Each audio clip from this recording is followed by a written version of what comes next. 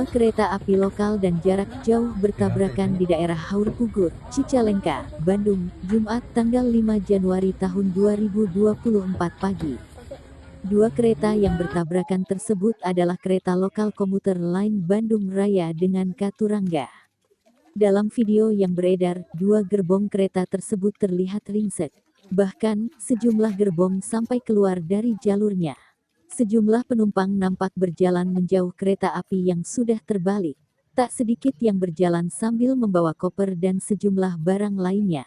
Manajer Humas Kereta Api Indonesia Daerah Operasional 2 Bandung, Ayep Hanepi mengatakan, kereta yang kecelakaan kereta api Turangga dengan kereta api lokal Bandung Raya.